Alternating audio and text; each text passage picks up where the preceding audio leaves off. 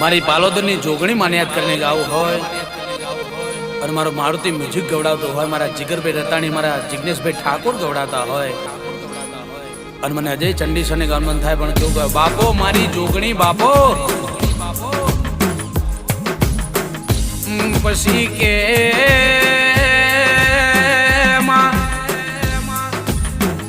પાલોદર ગવડાયું માં, પાલોદર ની ધરમ ધરતી ગવડાઈ માં,